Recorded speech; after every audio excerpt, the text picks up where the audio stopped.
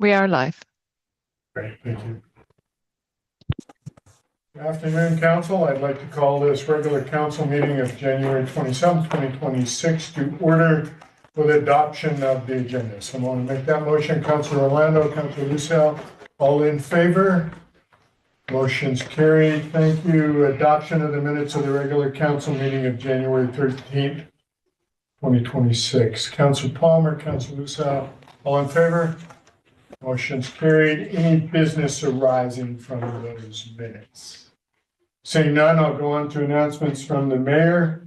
As a few things to go over. We have a public notice board directly behind me facing out in the window. This notice board will advise community members of events and items for them to check out on the website. So just encourage people to look at it. It will be asleep from 11 to 7, gets more sleep than most of us. And during the day, things will be on there so people can check out our website and go from there. Anything else to add to that, Ms. Blake? I don't think so. Okay. Ready grant deadline is February 9th, just letting the community know. And as I mentioned last week, our business licenses are due February 2nd. So just encourage everybody to get in and get your business licenses paid for. So just before we go into a presentation, Councilor Orlando. Yeah, thank you, Mayor Stolz. I'm going to recuse myself over conflict of interest. The reason being is I'm a part-time employee at Okanagan College, and Okanagan College is here to the employers here to make a presentation. All right, thank you for that statement. I'll give you a moment.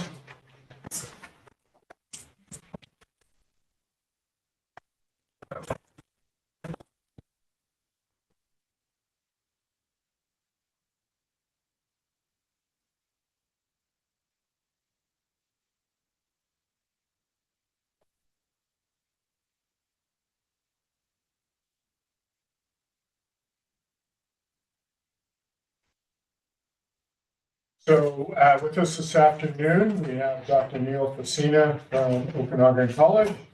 So Dr. Facina, if you'd like to come up, we're going to move the podium over, and we have a couple of counselors on online, so we want you to be able to be seen by all. So if we come up to about there, are you okay? You're good, Counselor? As long as you guys are okay with a side view of my shoulders.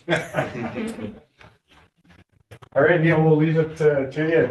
All right. Yours. Thank you, Mayor. Thank you, Council. Thanks. I appreciate the opportunity to be here with you today in person.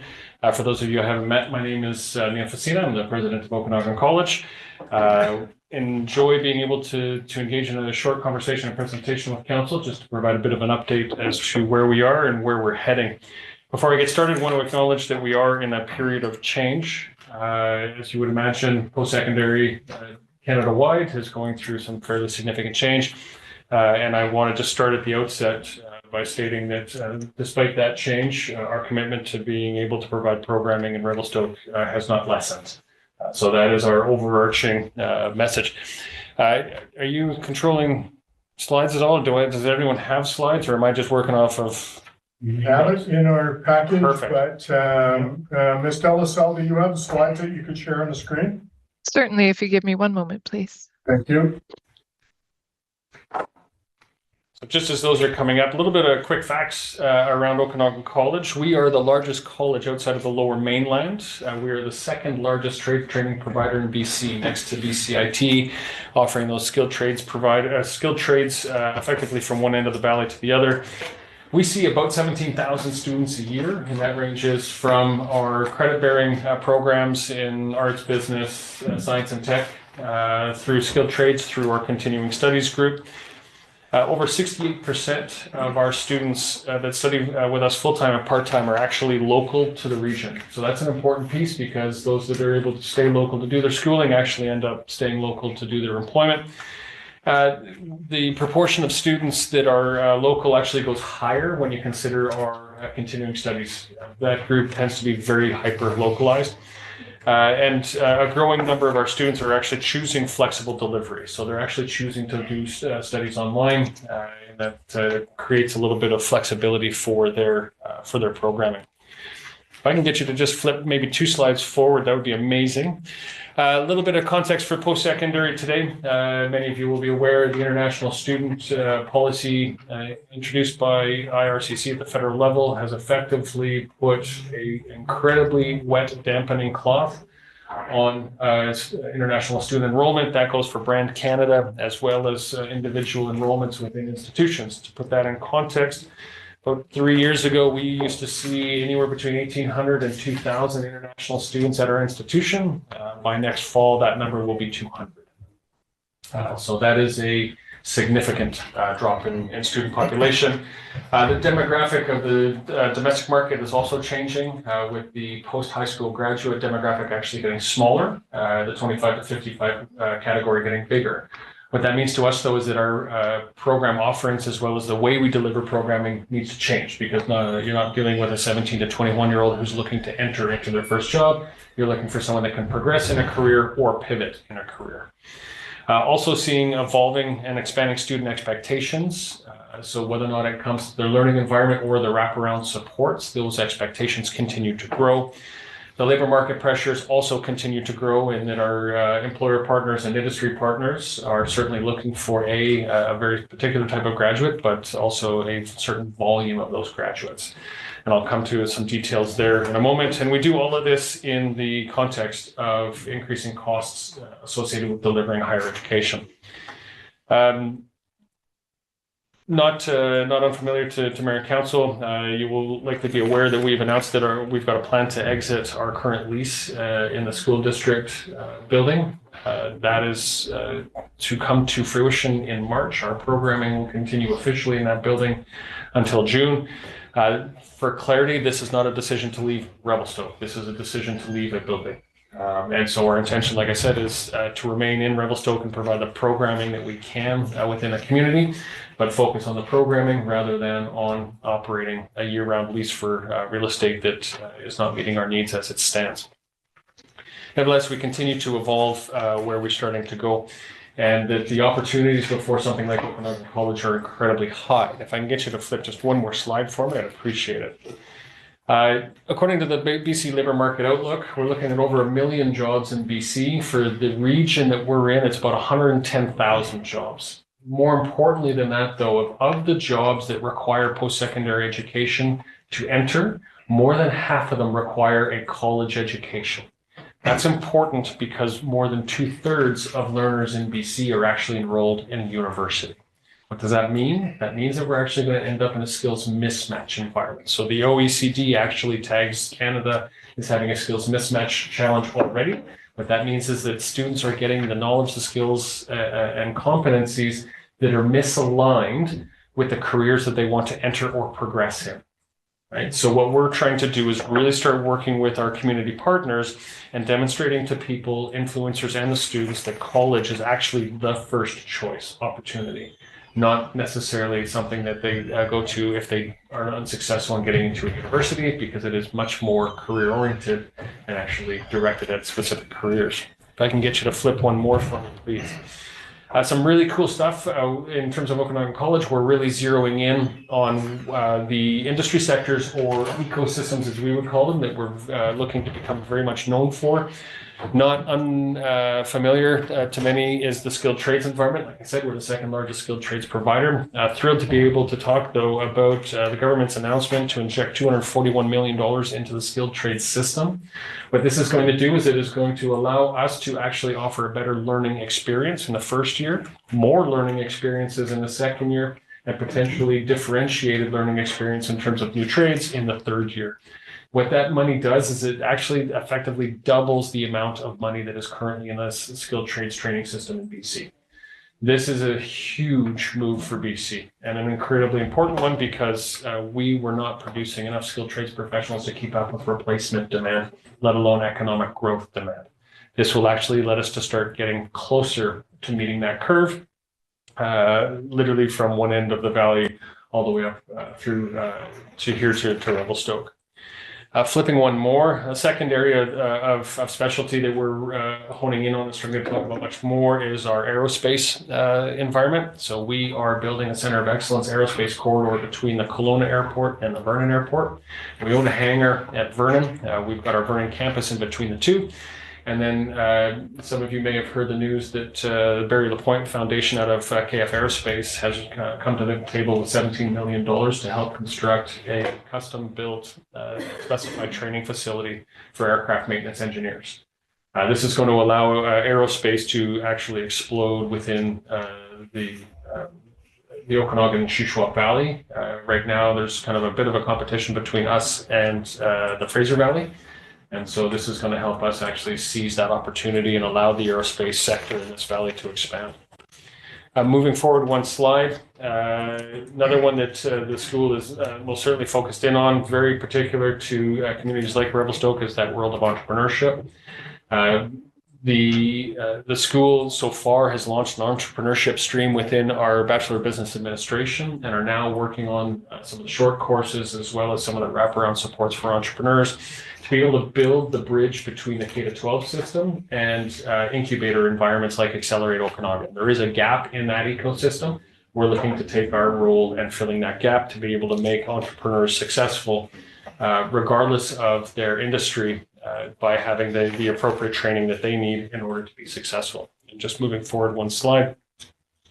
Part of that excitement is actually where the entrepreneurship sort of realm is going to live, and that is in our new under construction building in food, wine, and tourism. So this is a $61 million building focused specifically to food, beverage, and tourism training. It is a destination building into and of itself and contains some of the most sophisticated culinary tasting and learning environments that you can find, all built into a single spot, which helps us motivate some of the exciting news most recently around UNESCO naming Kelowna a creative city of gastronomy, with Okanagan College being a partner of that initiative. Moving forward, one more, just want to highlight some of the pieces that people are familiar with us about, and that is around health science programming, engineering technologies, and some of the short courses. We are the largest provider of healthcare assistant grads. This is one of those programs that we've actually delivered locally, and that's one of those programs that we're actually able to move around throughout the valley as need demands. Also on the engineering side, we are incredibly popular within our engineering environment. And just for context, so if you want to become a P-Eng, you would go to UBC. If you want to be a P-Eng Tech, you come to Okanagan College. The engineering industry cannot operate without both. So effectively, for every engineer, you see two engineering technologists, right, that are working more as a team. Also looking to refocus our continuing studies environment to make sure that we're really moving beyond the start of a career environment and moving into the upskilling and reskilling within that space. And then just flipping forward once more, and then I'll stop and turn it over to Mayor and Council, is just the excitement around the new student housing that come this summer. We will actually have on all 4 of our major campuses, with Penticton being the last one that's currently under construction. These are cool because what it does is it allows us to bring students from different parts of the region and have them actually stay within our environment.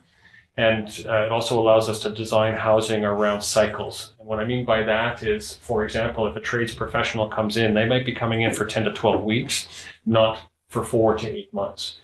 If they're looking for a typical student rental environment, they're being asked to sign a 1-year lease. In our case, we actually dedicate space specifically for skilled trades professionals so that they are not worried about where they're going to stay as they're working through.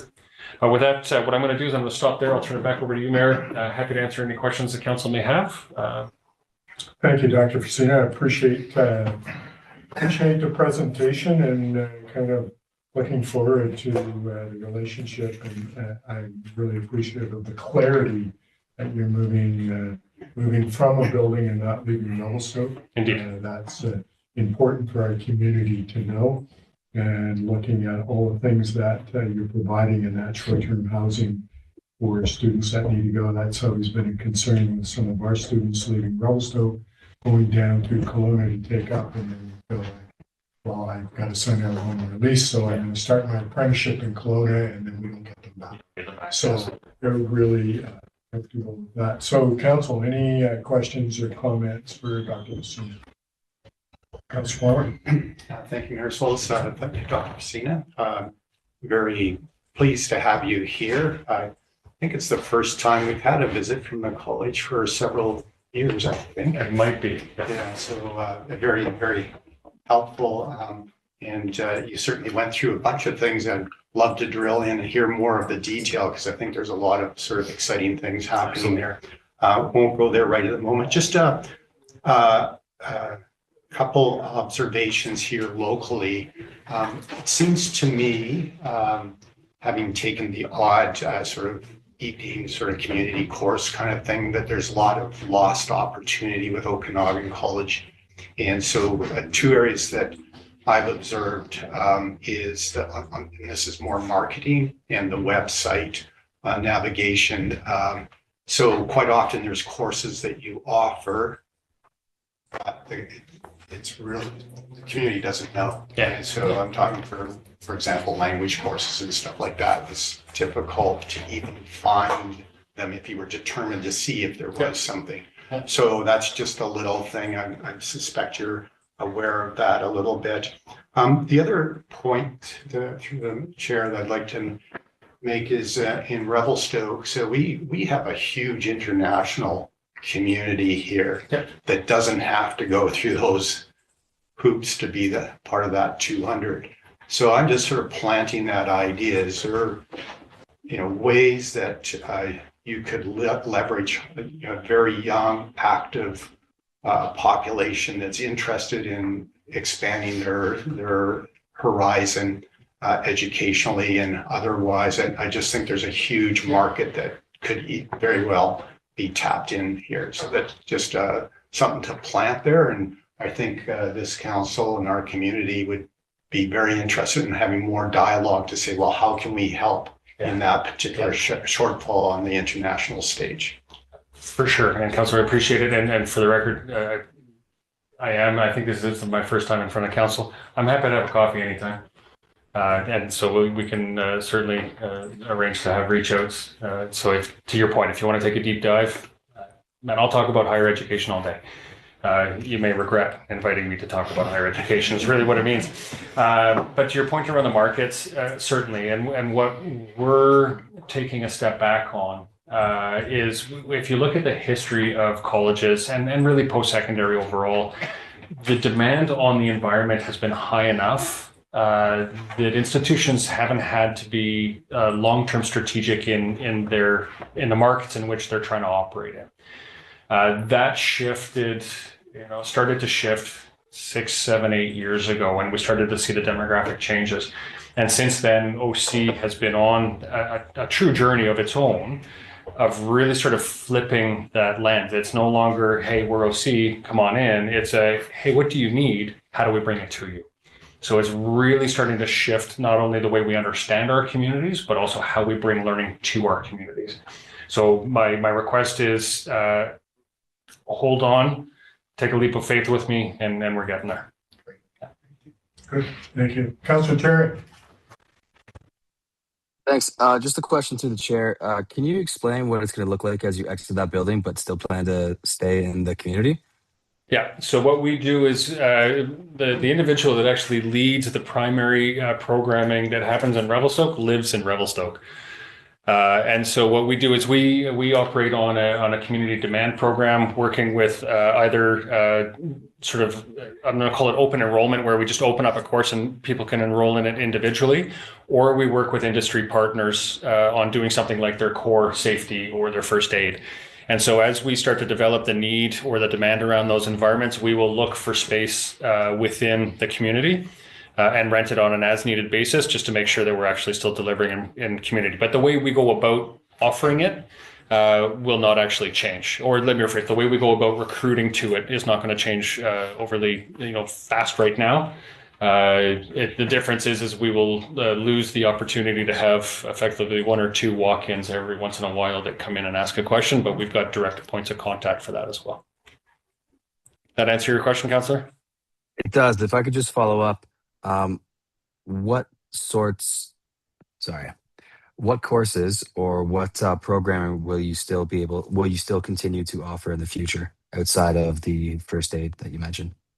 We work with the partners around first aid and safety style courses primarily up here. As demand ebbs and flows, we will also look at how we can deliver like programming that is health related in community, depending on the demand and in what, starting to potentially look at skilled trade style delivery. And I say that depending on what, because you can imagine that a skilled trade shop is incredibly difficult to move.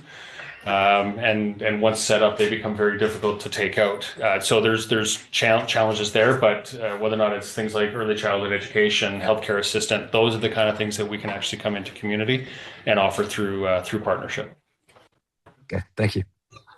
Councillor Stimmers? Yeah, I had a question just in regards to the, you said try to find a different location throughout the community. Have you surveyed the community to identify those spaces? Because based on my lack of information, there's not really a suitable replacement for those classrooms. So in our case, we're not looking for a suitable replacement for a typical or traditional classroom environment. What we're looking for, by and large, is a flat space. Alternatively, we're actually looking at how to figure out how to work with employers and actually deliver on site. So as an example, if we're working with RMR, our goal would actually be to bring the education to RMR rather than RMR having to come down the hill. Certainly, but I would assume that by working directly with employers, you're almost excluding members of the public from enrolling in some of those programs, or it's not going to be as accessible to members of the public. So the registration environment won't be any less accessible. The difference is the room that we deliver in. So as an example, like I could technically turn this room into a classroom and turn it back into your council chamber before you had a chance to have your meeting. Like it's about using space that is the most appropriate without having to carry the burden of a long-term facility operation. Okay, thank you. So, Dr. Facino, when we talk about courses needed, and we've got tradespeople who are wanting courses or needing courses, carpentry, for example, can that sort of thing under your new model, if you want to call it a new model, be done here in the community? How do we get that to those people? So not an impossibility, but something that would require some foresight and some partnership. And what I mean by that is the probability of us setting up a full carpentry shop in a community like Revelstoke is low. The probability, wow, it's only Tuesday and I've already lost my words. Within the trades environment, we've also got different institutions that have got mobile training trailers. So it's effectively a 57-foot trailer that starts folding out the way a camper would and is a mobile shop. And so again, if there was a high enough demand and we understood that demand, we would work with our crown, which is Skilled Trades BC, to figure out if we could deliver it here, and then we'd figure out how to bring the material here in order to do so by partnering with one of our other college institutions to borrow one of their trades trailers. Okay. Under the current model. Appreciate knowing that, so we can have that conversation as we move on and say, hey, this is what we're hearing, and see if there is appetite for that. Absolutely, and keeping in mind, so the crown that's responsible for trades delivery is Skilled Trades BC, and they have got a provincial scope around demand of apprentices, but if there is a localized or regional sort of fluctuation to that demand, it might not actually show up in their data because of the way that people move around, right? So if you've got people that are either permanent residents here, but working outside of Revelstoke, or they're not permanent residents here and working in Revelstoke, that type of data won't actually show up necessarily on their demand data, whereas we can actually, working with the community, work with skilled trades to say, this is what the data on the ground is. Is there a way we can meet that demand? And that's we have those conversations on an annual basis with Skilled Trades BC. Wonderful, thank you for that comment. Any other comments or questions from the council? Seeing nothing, thank you, Dr. Facino. I appreciate you coming to council, bringing your presentation, but also clarifying where we're at as we move forward. We look forward to further conversation. As do I. And like I said, partway through, I'm always open to a coffee. So if anyone wants to take a deep dive into anything post-secondary, happy to do so, and happy to come up and have that coffee. Appreciate it. All right. Thanks again. Thanks, Councilor. Thank Cheers. you. All right, can we let our counselor back in, Mr. Gibbs? Thank you. Yes.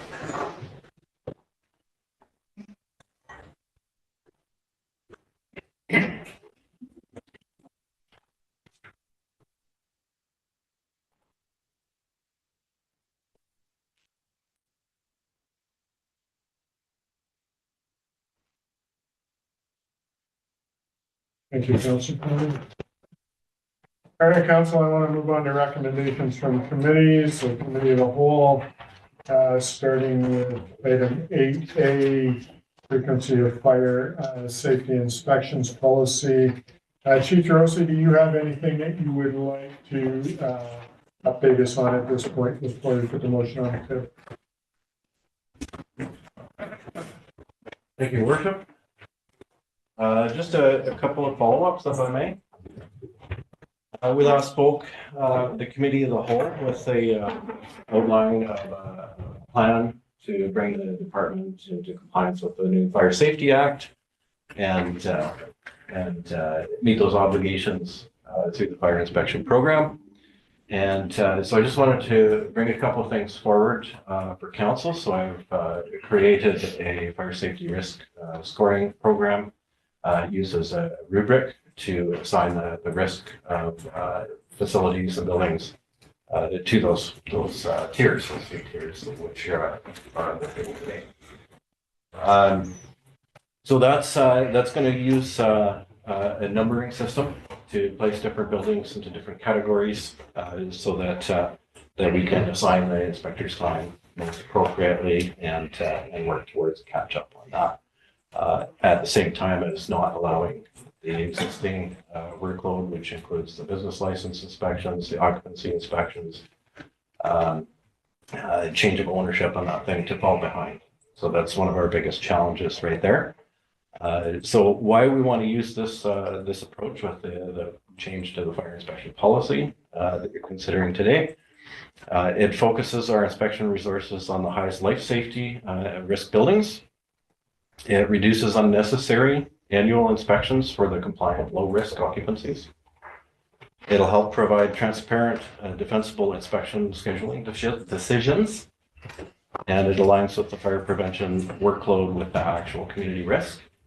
And some things to note, that this can be changed over time with the rubric being assigned, so that properties that maintain compliance over continuous inspections will have an opportunity to reduce those frequencies if it's deemed valuable and appropriate time. Non-compliance will trigger additional inspections. So those things will be caught more often. If there's a problem property, then we'll be visiting it much more frequently, despite its previously assigned risk under the previous model. And one of the things that's included in that, the high risk tier 1, that would be typically every 6 to 12 months. Our tier 2, the moderate risk, would be scheduled for every 12 to 24 months.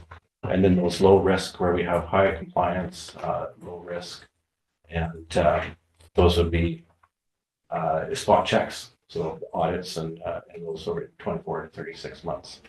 Keeping in mind that can change based on the results the inspector is seeing.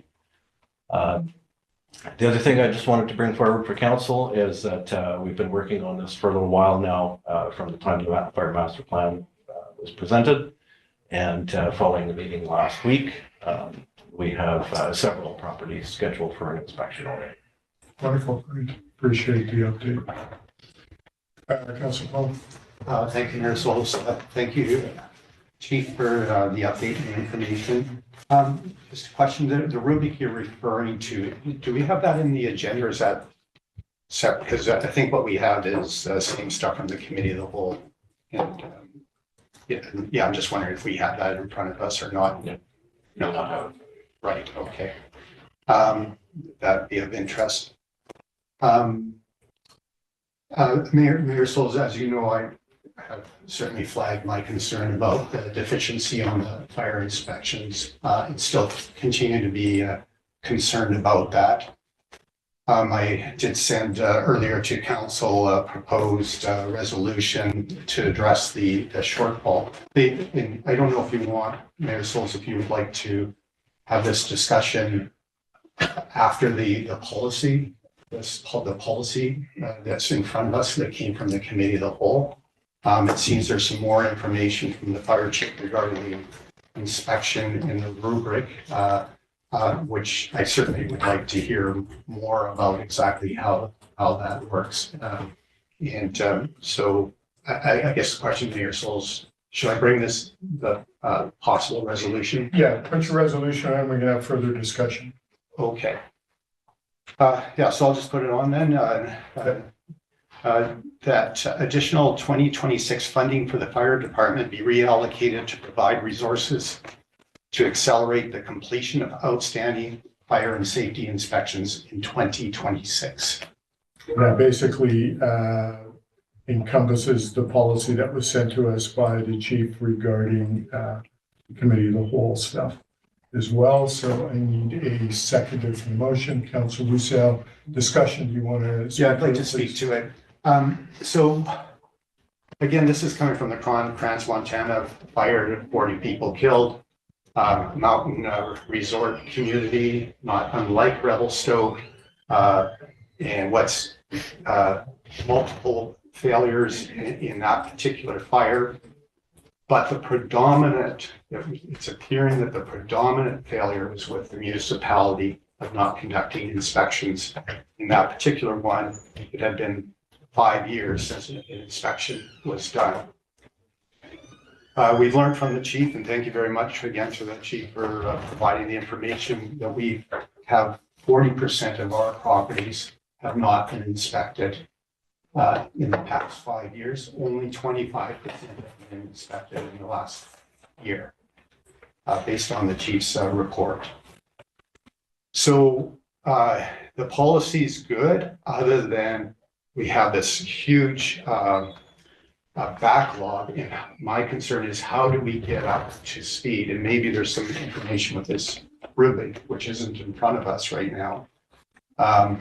Maybe that's part of the solution, but what I'm suggesting is that this should be the prime focus for the fire department to get those inspections.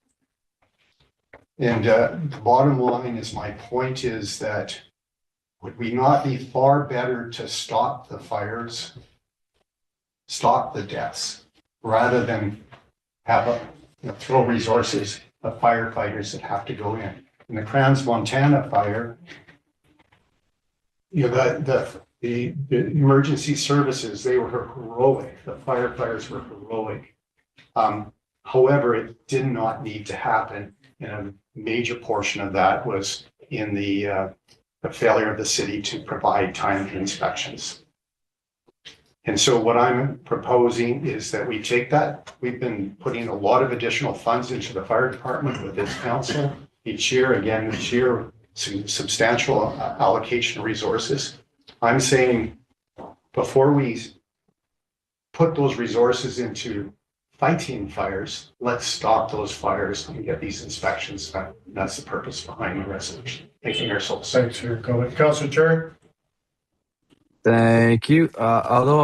Whereas I don't want to argue with the intent of the motion that Councilor Palmer has brought forward, I do think it's best practice here would be to go with the recommendations from the committee and then invite the chief back potentially to give us the additional information that he mentioned earlier when he was speaking, as well as maybe a report to council on what more can be done and potentially with this funding change. I just feel that the motion, the way it's written, the way it's been presented is a bit open-ended. Okay. Thank you for that. I'm going to go to Ms. Moore before we go further and just say, what are the financial repercussions with the motion that's on the table? Can you give us kind of the Coles Notes version of that, please? So the motion is vague in terms of the additional funding being reallocated. It's my understanding that the fire department has hired based on the budget pre-approval, I would suggest that should council want to see further recommendations or options, that staff come back once they've caucused. Okay, thanks for that comment. Councillor Cherry's seemed appreciative of that. Councillor Palmer, comment? Thank you, Mayor Souls.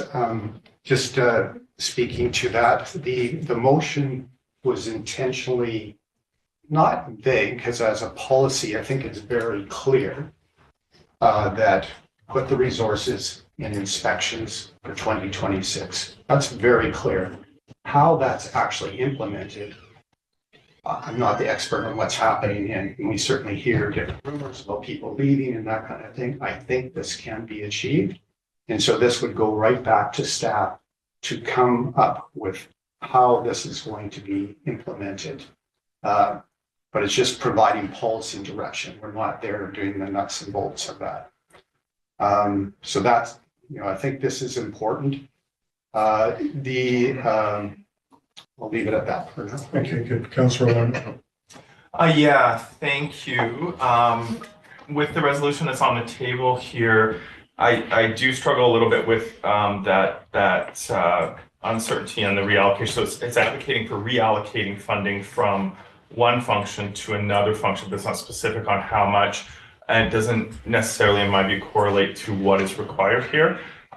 In my view, we have asked staff to address this specific issue, obviously following from a tragedy, and what we see in front of us is a comprehensive, detailed, prioritized plan to meet those objective or sort of new concern, which I think are appropriately raised, given the reminder of what can go wrong in this type of situation. So I'm really leaning more towards this, and my assumption would be that those funding considerations are available here, or subsequently the chief is able to sort of, once this is approved, operationalize that funding. I'm happy with this, but I think I want to focus on the objectives that we're trying to achieve rather than starting with a funding change, because and correct me if I'm wrong, the report here, has a pathway to funding to achieve those goals. So we could tweak the goals and say, hey, we want this done by the end of 2026, but I don't know if now is the point to necessarily just allocate the funding and then, wonder if it's needed or not. So I'm not necessarily supportive of that change, but if it was amended to have something to do to set a concrete goal, like we want this up to date according to the definition of what the chief is comfortable with up to date by the end of the year, that's fine. Okay, thanks for your comment. So, Chief Joseph, please. Thank you, Worship.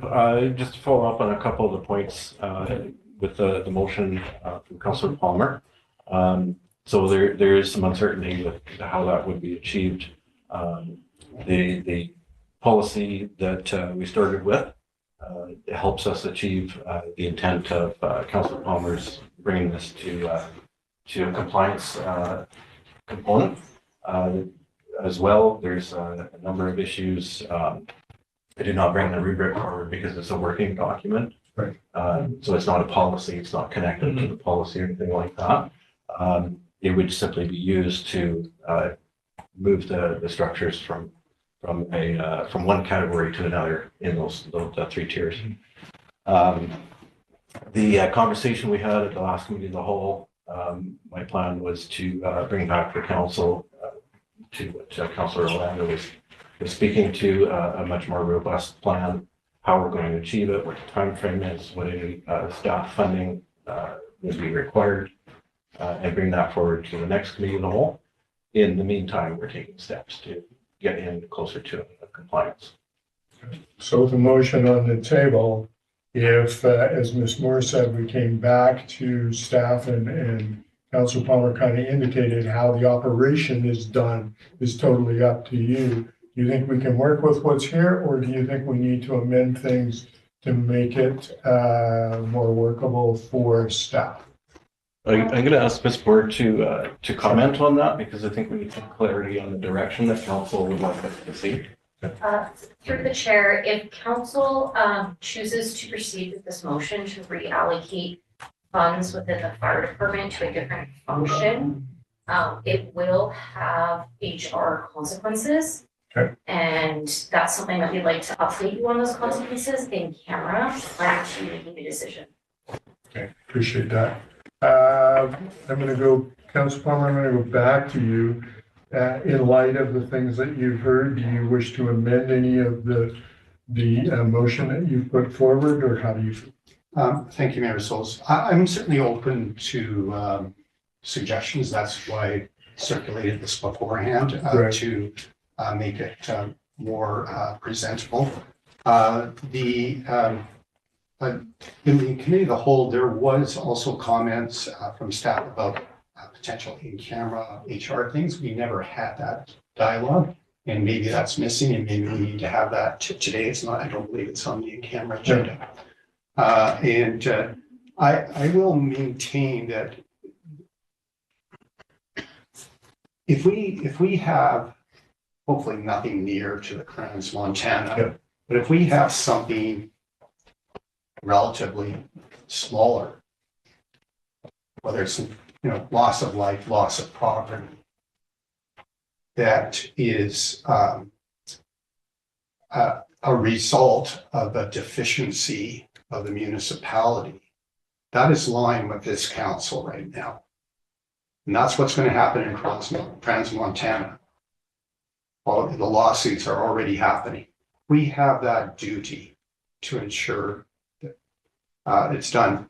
And we'll be talking about the policy. The policy is great, and I will be in favor of that policy change. But the problem is we weren't following council policy, which already existed. And we don't have a very concrete path on how we will follow the new policy. So years will go by, memory will disappear.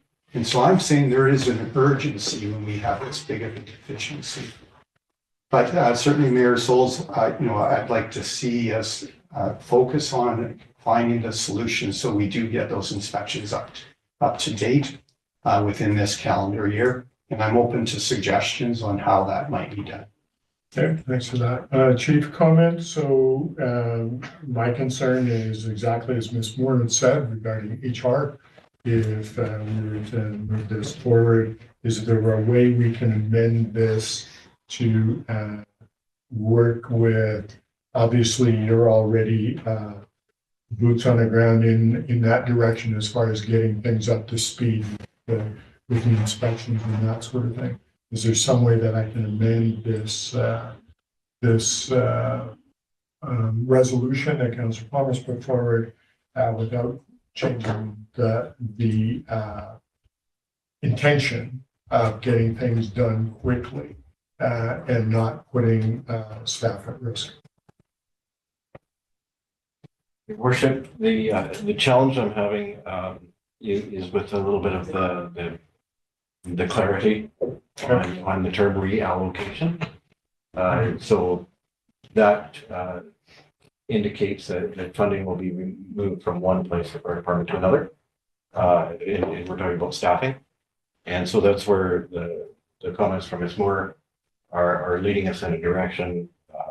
If we reallocate funding from fire suppression and all the rest of the stuff that the fire department does have responsibilities for that over, and in my opinion and my viewpoint, we would like to be able to do everything all at once. It's not possible within the limited funding that we have, limited staffing that we have. It would be impossible to do an either or. It has to be a yes and. Yeah. And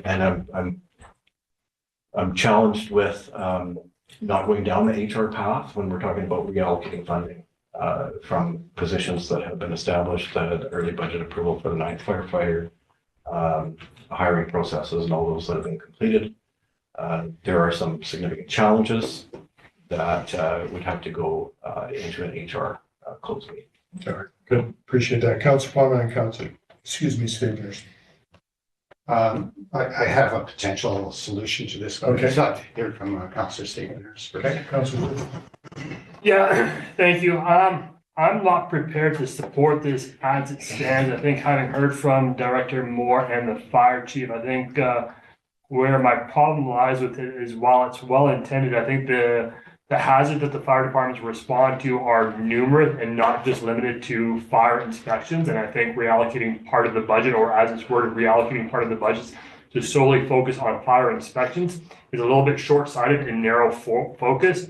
There are recent examples where there have been fires or other hazards in communities, such as in Alberta just recently, where vapors that have caused a mass casualty incident, having to evacuate many people out of a building. So that's just one example that if we were to go in the direction of just specifically looking at fire inspections, we may be short-sighted and not necessarily supporting the fire department in mitigating other hazards that they respond to. For that reason, I'm going to be supportive of the motion as it sits. And I think the other part of that is, I think there is a conversation that we need to have in camera as to what's the direction that we're going in and how can we effectively achieve this under a more contractual oversight. Councillor Devlin? Hi, sorry if my voice isn't carrying very well. I'm not speaking very well at the moment, but yeah, just through the chair, I'd be much more willing to have this conversation after we find out what the timeline looks like for catching up on fire inspections. As it stands, I think we are putting the cart a little before the horse. I do agree that there is a world where we may want to reallocate those resources, but I don't know what the timeline looks like now. If we could get the high risk things done in 3 to 4 months, as an example, hypothetically, there's not really a need to reallocate resources. If we can get it done in 2 years, then that's a different conversation, and there may be a need to put more focus on it. But I think we're having this conversation a little earlier in the process than I would be comfortable supporting. Yeah, thanks, Councillor Devlin. Councillor Palmer, I'll come back to you. You had some suggestions. Yeah. I'll try and form. So what I'm thinking, Mayor Souls, is that referring this motion, I don't want it to die. Referring the motion to staff with a report of how we can come into policy compliance with safety inspections in 2026, being brought back to council within 60 days. Okay. That's a little bit long, maybe it can be tightened up. So it's a referral to staff, but a report coming back to council. Do I have a seconder for that referral, Councillor Lucelle? Comment, Ms. Wood? Councillor Ms. Moore, comments? Through the chair, I think that is a reasonable compromise, and this allows staff to come back with various options and any potential consequences of each option. Okay. Chief DeRosa, any comment from your perspective? Through worship, as I would had given the promise to bring this back at a future committee meeting with a much more in-depth report, I believe that we will be able to satisfy some of the concerns of the councillors for the timeline, getting back into compliance, satisfying some of the risk and the concerns for liability. The plan will detail the concerns of council and provide some direction that we'll be looking forward to bring this to fruition. And if I can just clarify one thing, that you would like this report back in 60 days. At the next That was committee. Original comment from Yes. Councillor Palmer. So not this next committee, but the committee that will follow. Okay, That work for you? 100%. Okay, so because it's a referral, do I need to vote on it or, yeah, that's what I thought. And just a point on the 60 days, I just needed some sort of time bound, the sooner the better. Okay, I'll call the question on the motion to refer back to staff. Councillor Orlando. Just a question before that. Thank you, Mayor Souls. Will referring this to committee, then getting it back here before a decision, I guess this question of the chief, is that going to impede your interim progress on getting, increasing the speed or number of inspections? So if our goal is to have it done by, say, theoretically by the end of 2026, if that was the direction given in 60 days, in the interim 60 days, we're losing, whatever, like 30% or 20% of the rest of the year. So I'm wondering, are we going to be ramping it up in the interim before we actually get to a final decision? To your worship, thank you for the question. That's one of the things that we intend to do is not be limited by any decisions that council needs to make. If we have the policy refresh passed by council today, that will continue to work towards coming to compliance. We can schedule those properties, we can identify them, schedule them, do the inspections. And that will help us begin the process already. It's the long term. How do we achieve this within a reasonable time frame? How do we maintain this level of inspection so that we do not fall into, as Councilor Palmer as a concern for the lapse, or we bring it up to compliance and then let it slide. We don't want to do that. So there is a lot of work to do, and there's a lot of direction that we're going to need back from council in support to achieve what's intended for the compliance of inspections. So we will be continuing to work on this as we go through the process.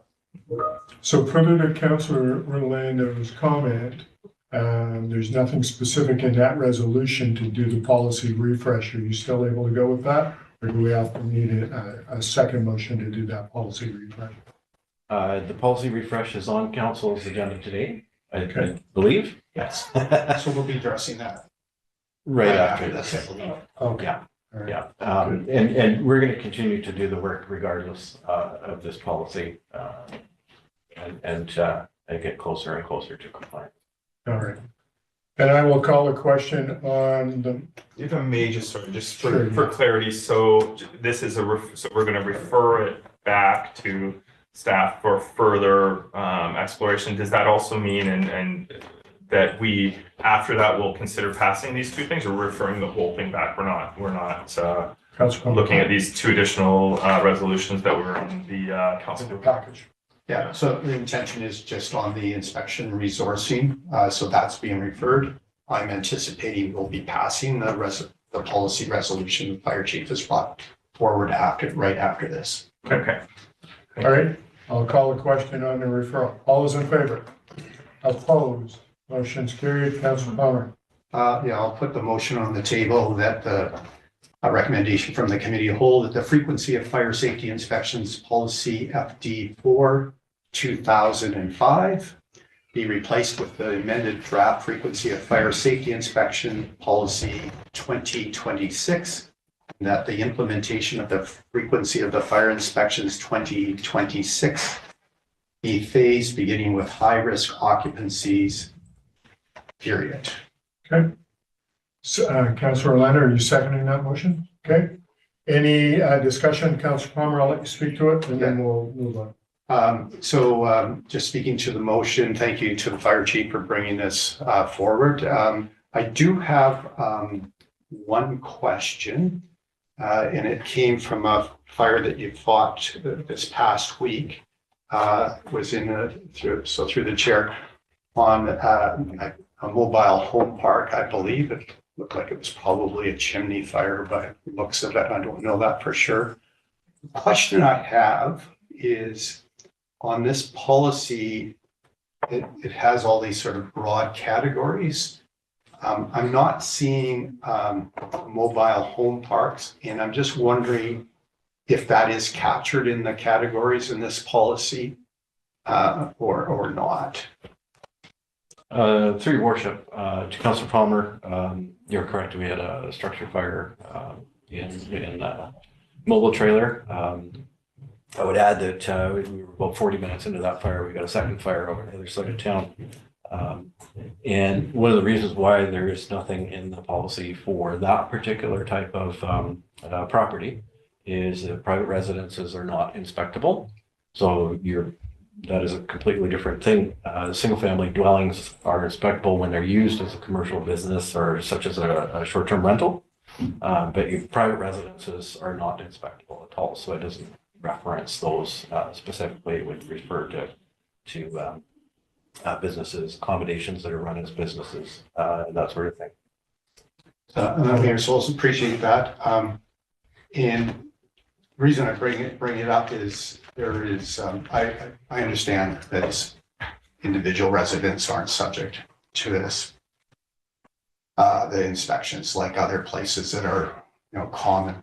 However, with mobile home parks, there is common land that public is invited into. So I'm not talking about the inspections of mobile homes. I'm talking about the inspection on how the facilities are run mobile home parks. And Mayor Souls, I sort of see the fire chief thinking about that, and I would just ask, to dive deeper into that. I'll explain a little bit more why I'm saying that, because we go into we go into properties that were so for example, this area here, this is privately owned, but it's inviting the public in. And even though we don't inspect mobile homes per se, it would appear to me that there may be deficiencies in the common property that the public is invited essentially for coming and visiting. And with that particular mobile home park, when I saw that, I remember saying, oh yeah, there's death traps in that compound. Are some of those things within the responsibility of the mobile home park? And then do we have a responsibility for inspecting to make sure egresses are there, that whatever mobile home park should have in common, not specific individual ones? So that's the point behind my question. Thank you. Okay, so Chief, do you want to weigh in on that, or can I go to Mr. Gibbs? I'll just provide a quick comment and then pass it over to Mr. Gibbs. Under the BC Building Code and the Fire Code, generally speaking, what we're looking at as inspectable is an occupancy, and not necessarily a common ground, unless that common property includes some sort of a facility where the visitors to that facility can go into and that sort of thing. And Mr. Gibbs can follow up with the responsibilities for electrical safety and all the rest of those sorts of things that really fall under our purview.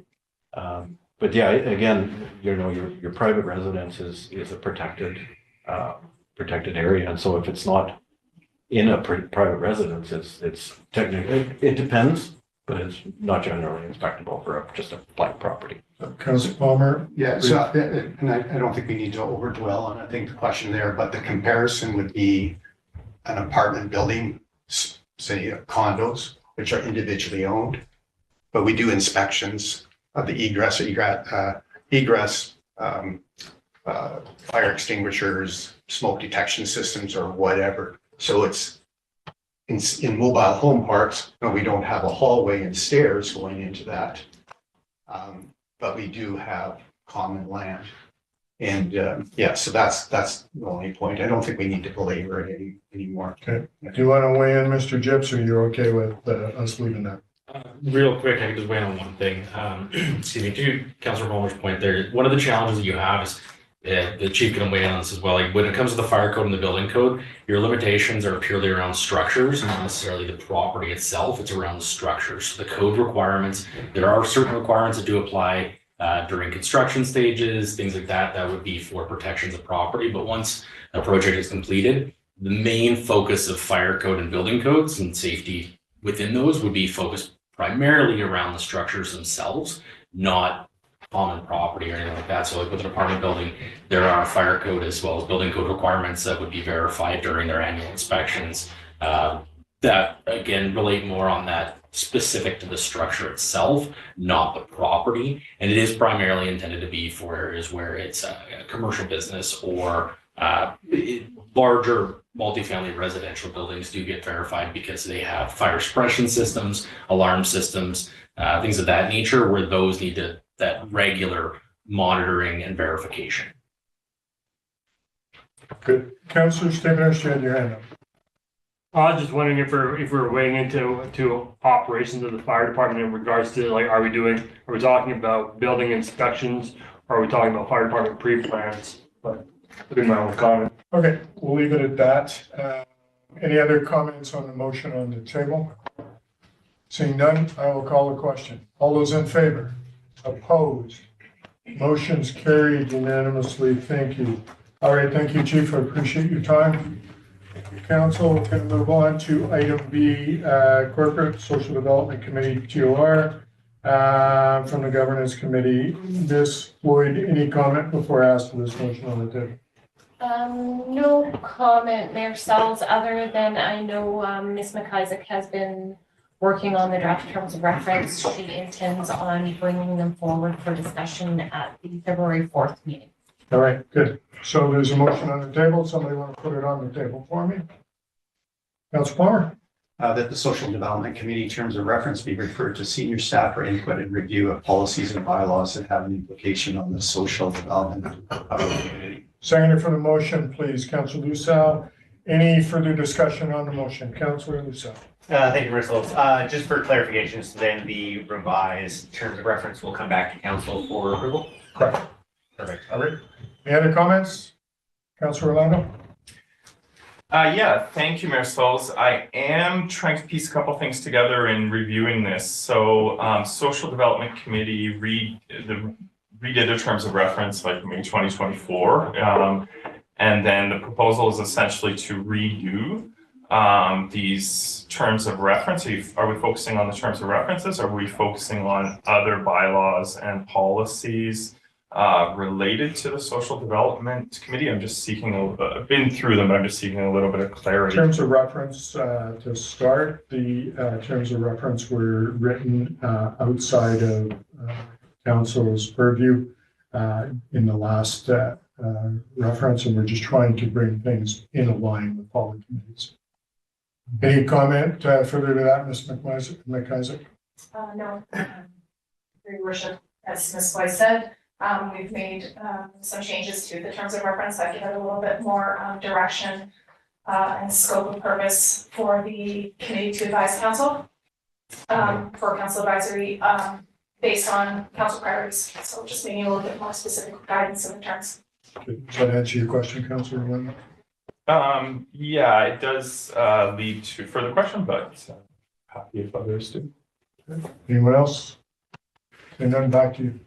Yeah, so my question is basically, and I guess the statement would apply equally to any commission or committee that we have here, is will the membership of the committee, their history and background and stuff, how will they be involved in providing input or feedback on what is going on? Because we're going to be changing the terms of reference as well as other laws and bylaws related to it. So the outcome is not clear yet. I mean, we'll see what, if this proceeds, see what staff come back with, but how are we going to be involving those people to ensure, and this is the key value I'm driving towards, that all of these committees, not this one, but all of them, that people who community members who volunteer their time to come and participate in them are feeling included, feeling that it's moving things forward, and that this is a valuable time, and also just have their input. Maybe they feel there's structural challenges that they would like to have input on. So I'm just seeking a bit of clarity on how that will work. So this will be discussed with Social Development Committee at the next meeting, which I believe is tomorrow morning. Yes. And they'll be able to give their opinions. The intention of changing any terms of reference is so that council can give work through our staff liaison to these committees to make them beneficial to the community, and they actually feel empowered rather than feel like they're just spending their wheels. That's the intention. Okay? Yeah. All right. And just one last thing, Your Worship, and that is, I think, a real key thing for every committee and commission we have is focusing on that empowerment thing, where people really feel like come and achieve goals and help out the community through their participation. Right, and that's the intention of the governance committee when we're reviewing these committees, is how we can empower people to feel that they are actually valued on their committee. And that's the whole intention of this one. I'm going to call the question. All those in favor? Opposed? Motion's carried unanimously. Thank you. We are going on to election official remuneration. Comments, Ms. Floyd, before I ask for this to be put on the table. Thank you, Mayor Sauls. So in the past, the election official remuneration has been varied. We don't have an actual policy in place. I know that previous administrators have reached out to other organizations to see what they're paying to make sure that it's fair and equitable. Recently, during a corporate officer discussion, many local governments were in the same position. So the intent here is just to formalize payment. The last election, the chief election officer and deputy chief election officer were paid a lump sum in addition to their daily or hourly wages. What we are proposing is to go with the provincial government and kind of more in line with what the CSRD does, where if those positions are filled by city staff members, they would get their regular rate for the hours they work, and then anything over and above would again be their regular rate. They would not be entitled to overtime. So you can see in the policy, there are two different options if it's a city staff filled position or a contracted position. And the contracted position is pretty much aligned with the majority of other local governments. Appreciate that. So I want to put the motion on the table for me. Please, Councillor Lucero. The Committee of Whole recommends to Council that the election official remuneration policy C13 be approved as presented and that that policy be categorized as a council policy. Second for the motion, Councillor Staplenhurst. Any further discussion on the motion? Councillor Palmer? Yeah, just a clarification on the overtime for city staff. The contractual or collective agreement with city staff would still apply. So if for some reason they were doing overtime for election purposes, they would pay.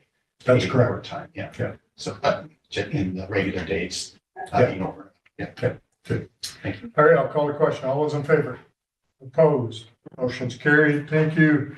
Moving on to social media policy. Ms. Floyd, comment? Thank you, Before Mayor. we put that on the Thank you, Mayor Sauls. I will leave it up to Ms. Williams to discuss. Ms. Williams, welcome. Hello, everyone. This is a continuation of the brand project. Its intent is to enable more consistency across the board while providing more guidelines to staff. It also meets one of the objectives outlined in the recently adopted strategic communication plan, helping the city get closer to achieving goal 1 of developing a clear and consistent communication that connects the city of Revelstoke council residents and interested parties, and goal 2 to enhance communications as an operational process, ensuring it has the resources needed to succeed. Great. Any questions for Ms. Williams? Seeing none, I'm going to ask someone to put the motion or resolution on the table for me, please. Councillor Lucero.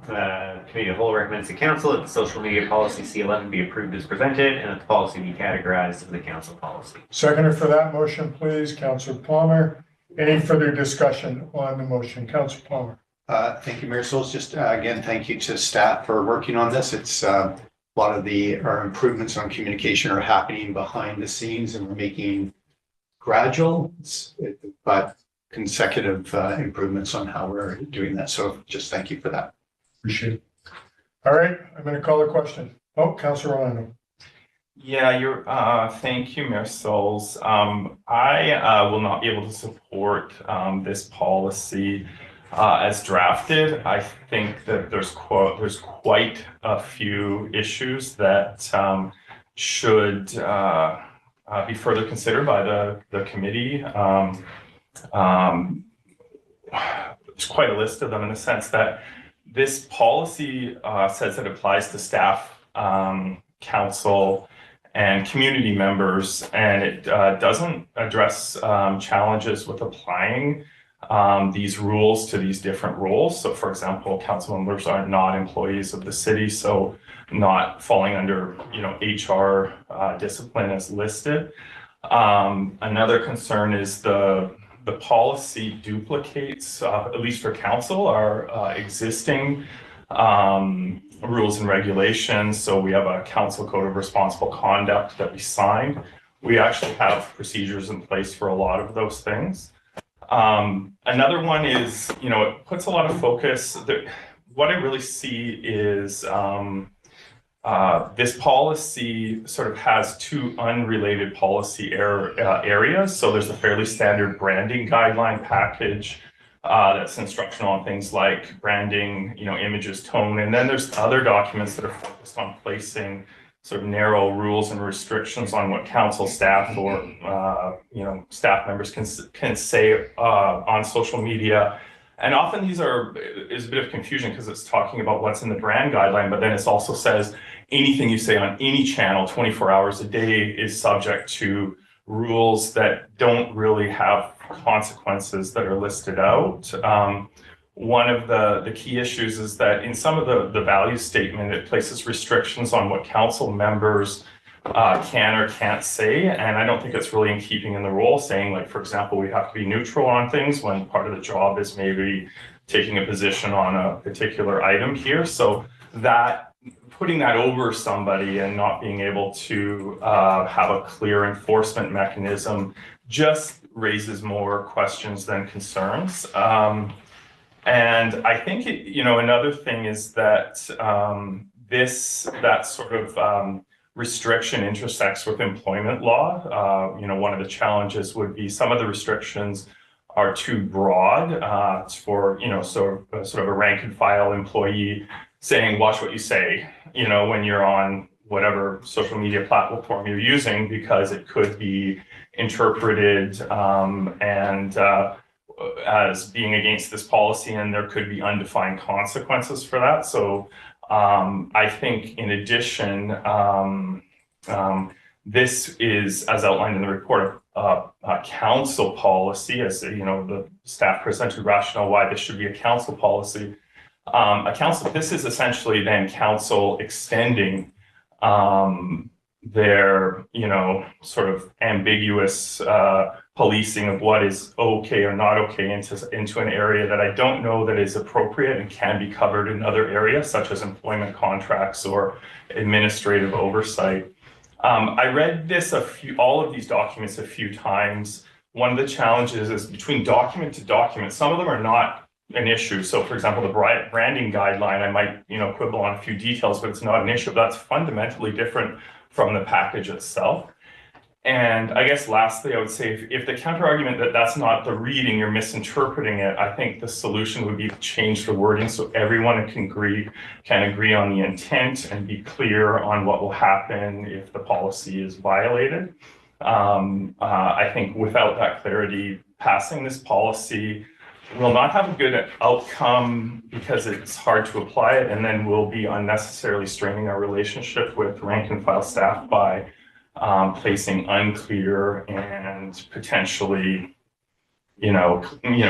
psychologically chilling restrictions on their ability to participate in civic dialogue. So for example, if I operate a machine, but I want to have an opinion about what the pool hours should be, is it okay? How do I approach that? It's a challenge putting in words these kinds of policies because it crosses so many legal issues, and it becomes, you get in the weeds real quick if you have to apply it. But I don't think it's there yet, and I don't think these contradictions that I feel exist if you review all the documents closely will lead to a good outcome. And I think that if we want to be effective on this, if there's a need to be effective on this, which has not been made clear because staff, as far as I'm aware, has not presented us, a report or concerns about, rank and file staff, doing the wrong thing on social media, then this policy is, I think, just not going to lead to any positive outcome. And I think it's best to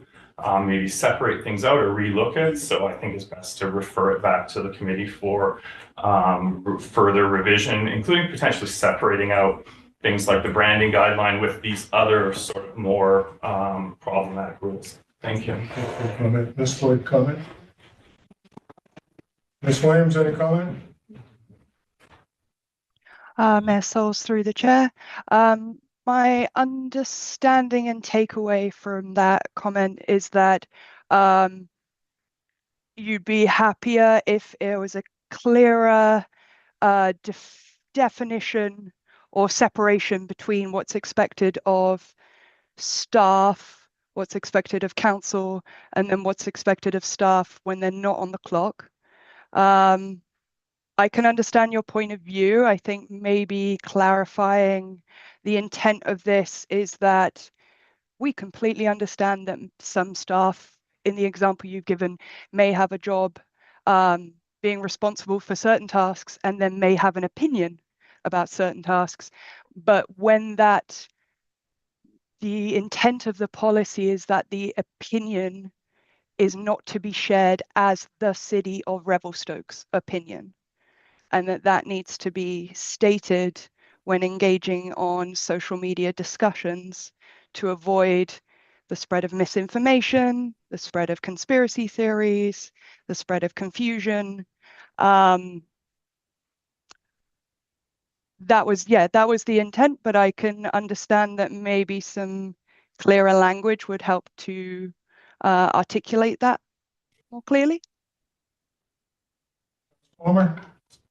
Thank you, Mayor Souls, and thank you to Councillor Orlando for your comments there. Mayor Souls, I guess what I'm seeing, I'm just sort of reading the actual policy statement, which is pretty, well, I'll just read it. Policy statement. So this is the council policy that the City of Revelstoke maintains official social media accounts, share important updates, engage with the community, and provide timely information, period. All official accounts are managed by the communications coordinator or other designated corporate services staff and or contributed by designated staff members. So that's the policy statement. I think some of the points that Councillor Orlando made are very valid. They're more in the supporting documents. And I've questioned that, because it's getting pretty operational. And so, council should be making the broad policy. How that is implemented at the staff level is more an operational thing, as long as the intent of the policy is there. Based on, the Councillor Orlando's concerns, and I see some vagueness in the, what are we getting from that actual policy statement, and is that fulfilling the purpose for the responsible use of social media, which is more in the guidelines, it's not actually the policy statement. So I would support this referral back to the governance committee that Councillor Orlando was suggesting. Okay, so you want to make that resolution that you'll defer it back to the governance committee? Is there a seconder for that motion? So I'm thinking that was Councillor Orlando. That was your choice, Councillor Orlando, that go back to the committee for input? Yeah, I did not specifically make that motion because there's other motions on the table. Would we not need to defeat those ones and then do another one, or is it's a deferral? It just automatically gets deferred back to this referral. So taking this motion and referring it back, it could get tweaked in the future. And then brought back. But at that point, we invite you to the table to give input as well. Yeah, so sure, yeah, I would be happy to refer it back. And I guess just one additional comment to that is, one thing I would like to see is separation of things, like the branding guideline. I think we can do that. That's part of it, but when it comes as a package with other things, that becomes more challenging. That things that intersect with governance and employment law and charge speech issues. That's a whole other thing. So maybe separating those out would be good. But also, there's numerous issues. And the final thing I want to say is it's not easy. I know, I respect the intent here, but these types of processes on this subject is kind of like nailing Jello to the wall with definitions. But for as it stands right now, I can't support it because I just can't really see how it would work. Well, and so you've made that motion. We can refer it back. Councillor Palmer, you're going to second that? Second, Councillor Zant. Okay. Motion to refer back. Refer back, and I'll call a question on referral back to the committee. And again, when we do governance, I will encourage those who want to weigh in to be present for the meeting. All in favor? Opposed? Motion's carried. And just a comment about nailing Jello to the wall. If you throw it hard enough, all right. Motion's carried, referred back to the committee. Going on to bylaws 9A. We've had 3 readings on all of these bylaws, so we're going to adopt. Unless Mr. Gyps, you have any comment, we'll put the bylaws on the table. No comments. No comments, and then just I want to when we get to it, I'm going to ask you about a spelling error. Maybe it's not a spelling error, but I don't know. It's not anymore. You fixed it. Damn. I won't talk about it then. All right. Item 9A. Someone want to put that on the table for me, please? Councillor Palmer. The traffic and highways bylaw number 2431 be adopted. Seconder for the motion, Councillor Lusau. Any discussion on the motion? Seeing none, all those in favor? Motion's carried. So I have 2 councillors online. Do either of you want to do item number B for me, please? I'll do it. No? I got you. Sorry, Your Worship, I I'll can't do it. really talk right now. Okay, that's fine. Councillor Terry. I move that municipal ticket and information system amendment bylaw number 2434 be adopted. Seconder for the motion, please, Councillor Lusau. Any further discussion on that motion? Councillor. I look forward to Councillor Devlin's voice getting better, radio voice getting better for reading these motions for us. Thank you. There we go. Yeah. All those in favor? Motion's carried. Thank you. Item C. So I'll put that on for me, please. Councillor Lusau. I move the bylaw offense notice amendment bylaw number 2435 be adopted. Seconder for the motion, please, Councillor Palmer. Any further discussion on that motion? Councillor Cherry, you want to discuss it further? No? Okay. All in favor? Motion's carried unanimously. Thank you. Okay, moving on to staff reports. 11A, Economic Opportunity Fund. Ms. Moffat, do you want to give us a brief overview of this? Thank you, Your Worship. Sure, I can do just a general overview of this. I don't have too much to speak about. It's really a follow-up from the engineering report that was brought forth on December 9th of 2025 with the funding model for the resort shuttle. So this is for the EOF ask portion of that for the $150,000. Great, thank you. Someone want to put the motion on the table? Councillor. Move that a recommendation be made to the Columbia Shoe Shop Regional District to allocate $150,000 from the Economic Opportunity Fund to the City of Revelstoke for the 2025-2026 shuttle service. Seconder for the motion, please. Councillor Devlin, is that a second? Yes. Thank you for that. Any further discussion on the motion? Seeing none, I'll call a question. All those in favor? Opposed? Motion's carried unanimously. Thank you, Ms. Moffat, and thank you, Councillor Devlin. All right, moving on to item 11B, Parks, Recreation and Culture, Revelstoke Museum. Ms. Donato, oversight comments, or you're just putting it on the table? Thank you, Your Worship. I can just give a high-level overview of the request. I recently received a request from the board seeking the city's permission to rent the museum for private group events.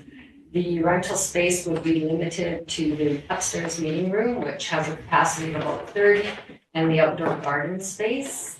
The rest of the building would not be used during the event, and museum staff would be on site during the event.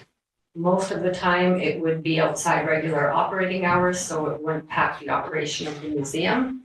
Staff are fully supportive of the request and have outlined some conditions to include in an addendum to the existing lease agreement. Great, thank you for that.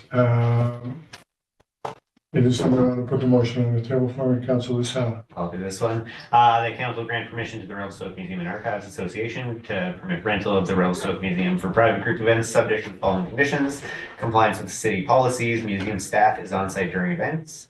Expenses associated with the rental will be borne by the museum.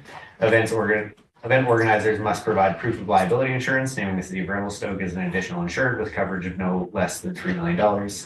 The association is responsible for any damages incurred during the event and must ensure that the facility is returned to its original condition.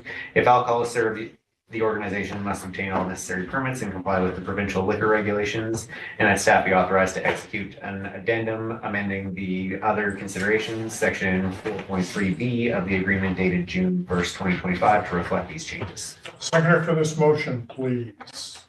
Councilor Devlin, any further discussion on the motion? Councilor Lucella. Thanks, Mayor Souls. Just a question with the liability insurance. Most of the rental spaces within city buildings have a $5 million liability insurance. Why is this one at $3 million? It's through Your Worship to Councilor Russo. It's based on the level of risk associated with the event. Typically, the way the museum has explained it to me, it would be small group gatherings, meetings, small social settings where there's not high risk activities.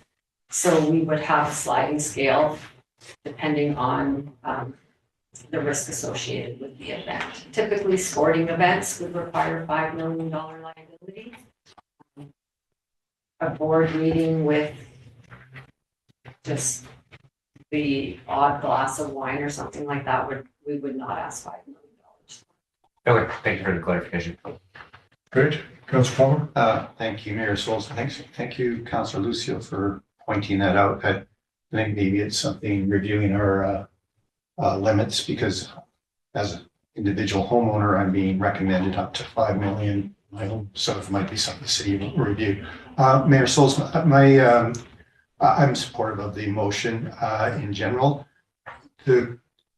The only concern that I have is we're sort of going into a slightly different area, and I'm sort of wondering, okay, is there going to be other requests in other facilities similar to this, and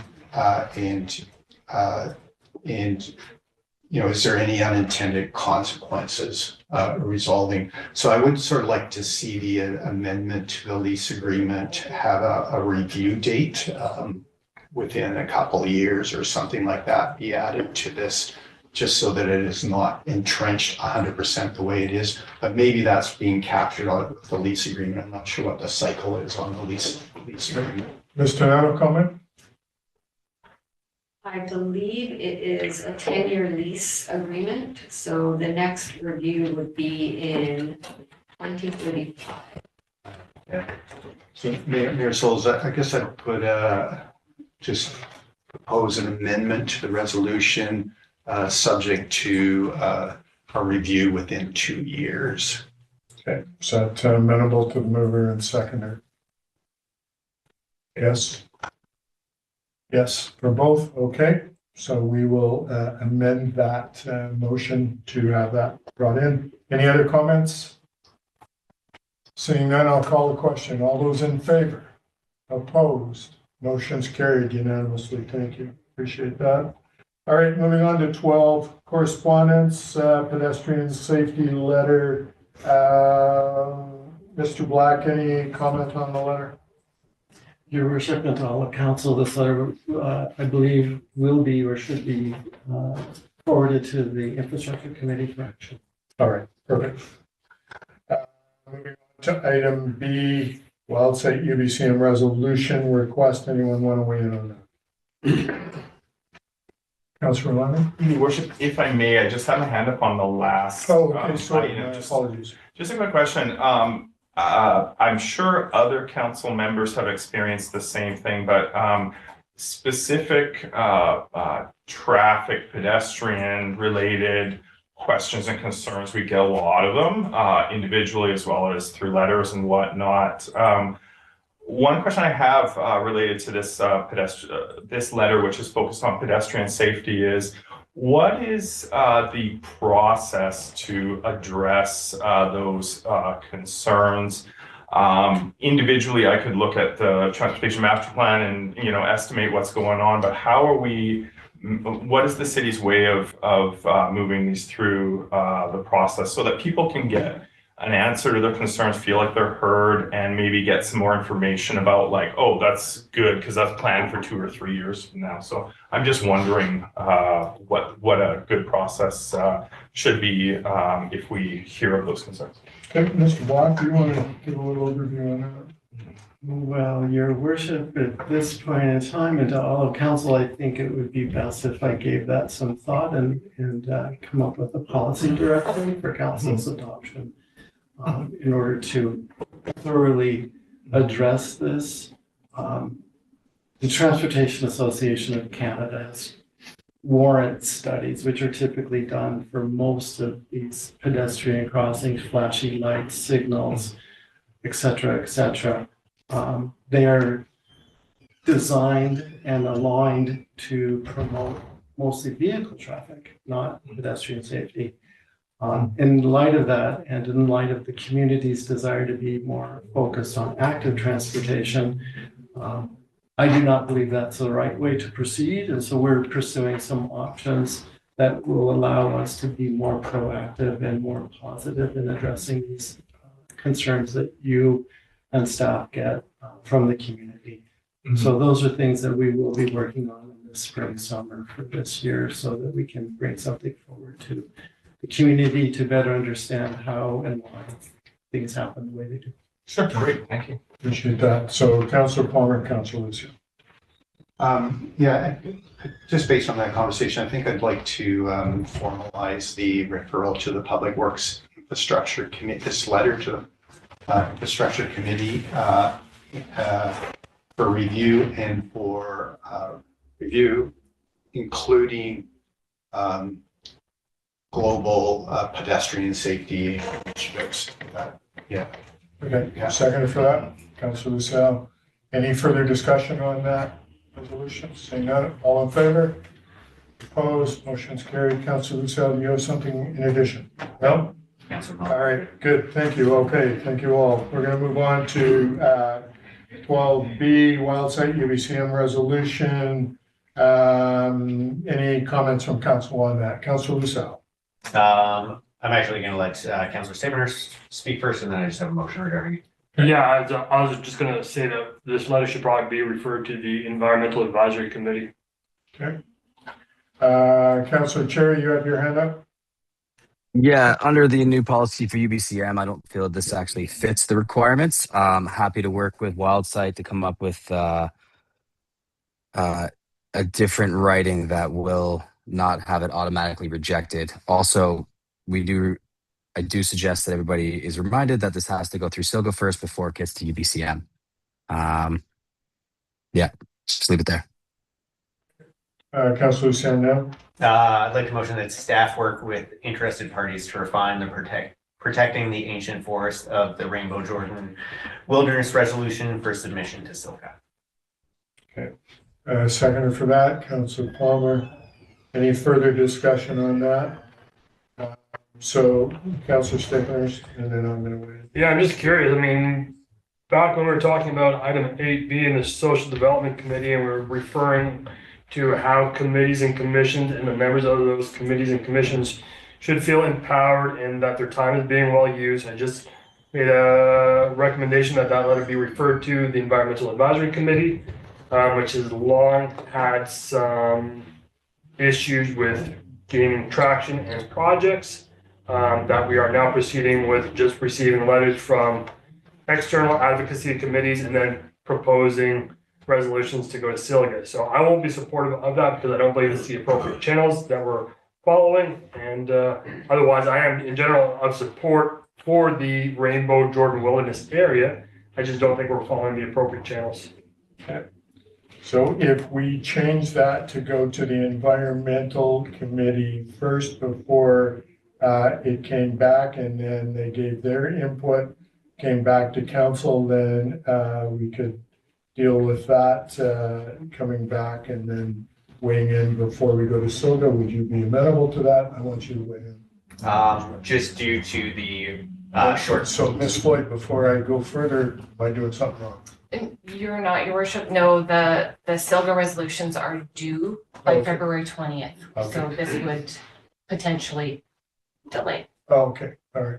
So go back to you. Thanks, Marcels. Just due to the tight timeline, these SILGA resolutions would have to come to our February 10th meeting with the wording already run through the SILGA and UBCM boards. So I understand Councillor Stapner's comments with this being referred to the Environmental Advisory Committee, just with their short timeline. That was why this motion was going to make it was. Okay, Councilor Palmer, you have a comment? Yeah, thank you, Mayor Souls, and thank you for the comments from councillors and this theme about empowering and utilizing committees. Very, very important dialogue. We'll dive deep into that right now, other than the state that the Environmental Committee has been canceled repetitively, sometimes by staff, sometimes council representatives have not been available. And recently, WildSite, I believe, had for the last council meeting, actually that was to be as a delegation to the Environmental Committee. That is a broken thing for sure. But so based on the timelines and that history, which needs to be fixed, I think that this addresses a lot of the concerns, specifically with Councillor Cherry on how we can make sure these are successful. The Councillor Lucio's resolution talks about for submission to SILGA, and there is in the UBCM policy resolution process recommendations at the regional level be done at those associations, so it's appropriate for that. I could also argue on the province-wide necessity on this, and I think that's a dialogue that is being captured with Councillors Lucio. I can go on into that quite a bit right now, but I don't think that's going to be helpful if this passes. Yeah. Councillor Cherry? Can I have the motion read back to me? That staff work with interested parties to refine the protecting the ancient forests of the Rainbow Jordan Wilderness resolution for submission to SILGA. I will not be in favor of that as it's written. If it were to say staff and council work with interested parties for submission to SILGA, okay. If you want it to be specific to just this one issue, I am not going to support it. Question through the mayor to Councillor Cherry. So if the resolution was staff and council, not just general interested parties at this point? My issue is that we're specifically just looking at this Rainbow Jordan area. We have a multitude of issues in this community and across the province that we could be advocating for. I could leave it there, but I think that sums it up pretty well. My concern is that the resolution is very specific. Rainbow Jordan Wilderness area is not all old growth. The front section is second growth. I don't believe it's ever going to get logged because of its rocky status. So you've worded things that are defining and may not be maybe too specific for Silga to support.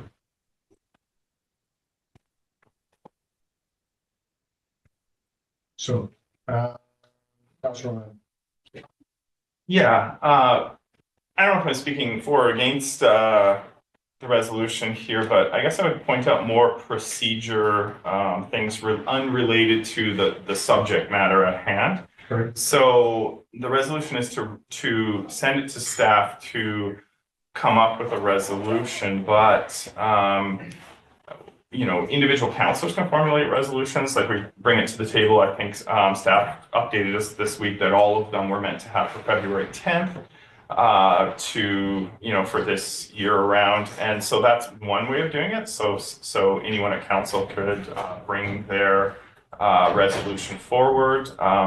Another point of process is, although it's advisable to consult with SILGA or UBCM individuals there or to review past resolutions, it's you know, that's intended for their success, and I don't know that we would necessarily take a political direction or a, you know, political initiative and then ask multiple layers of staff to do it for us. Usually, I think the main thing is reaching out, having an understanding as an individual council member to make a resolution and then move it forward. With the letter that is here, I'm not sure, like, if it's super clear exactly what the wording would be or what they want with it, but that's something that any individual at the table could do the homework on and get it there. And given the timeline, if you're hoping to do it for this year, it's, you know, it's just a couple weeks before we should have something ready. So I think it's possible, for example, for individual council members to just bring something back if they are supportive of this. Do the legwork. You know, UBCM has a great guide to it. SILGA has a great guide to it. I know, like UBCM has an individual webpage now that describes the changes from last year. And I agree, could be debate of whether it is going to be a SILGA or a UBCM resolution in the end if it gets that far. Even regional resolutions, so something that was passed at SILGA appears in an appendix on the UBCM package for consideration, so it is included in there. So I don't know if I feel like it's taking political work and putting it on to paid staff and puts them in a tough position. I think an alternate could be, if people want to advance this, if council members want to advance this, they can, you know, do it themselves and do that consultation and reach out to ensure, you know, whatever success, and can do it that way. So I guess ending my statement, I don't think I could support a referral to staff. I'm willing to consider other options after that, but just given the timeline and the unclarity between political and staff roles, I don't know if that's the right direction at this point. Councilor Thank you, Mayor Souls. Based on the resolution process that this council has functionally done in the last few years, it's been down to the wire, and there hasn't been resolutions coming from the council table. And so that's blurred, in my view, the role of the policymakers with those to implement that staff. And so we had several that you know, went again last minute last year, the year before, was bypassed the council process entirely. And so with the Councilor Lucio's resolution, what I'm hearing is that Councilor Lucio is supporting this, wants to forward the motion. I do as a seconder as well. And so we're seeing this as an important stepping stone and a better process. Now refine it. Councillor Cherry brought some, by an email, some concerns regarding the compliance to the UBCM process. And I think this is an opportunity through this, just similar to what we've done in the past, but more formalized if it gets passed. Mayor Souls, I'm just going to speak a little bit to the Rainbow Jordan, the ancient forest, of which there's been other organizations within the province, not in this area, that have been supporting that. And namely the Valhalla Wilderness Society, others as well. There was a film earlier this year presented by the Valhalla Wilderness Society that was well attended, and there was a buzz of optimism within our community saying we can do something that is meaningful at a larger level. This resolution is not about Revelstoke, a single region. If it was, then it should be going all the way to UBCM. It's about protecting one of the last remaining, or actually the last remaining intact old growth forest at the lower levels in British Columbia of the inland rainforest. It's an asset that belongs to the entire province. Once that forest is lost, it cannot be replaced with any human or planning timeframe. It'll be lost forever. This makes it the protection of provincial responsibility, not a local preference. Old growth forests play a critical role in climate resilience and carbon storage. We've had that dialogue. There's an environmental consciousness in Revelstoke that we care. There's a population that cares, and it's not opposed to a legacy of a logging industry. These are complementary if we approach it with reason. These forests, the ancient forests, directly provide public safety by stabilizing slopes. We've seen massive landslides within Revelstoke over the number of years because of homogeneous type of tree farms. So there's that aspect of it. The moderation of wildfire behavior. Our forest fires are getting worse and worse, and there's a role of these ancient, mature, old forests in that regulation of wildfire behavior.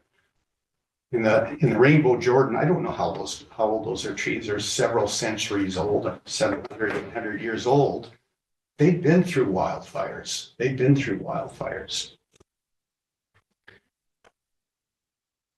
The biodiversity loss is cumulative. The degradation of the remaining intact old growth ecosystems weakens our provincial ecological resilience.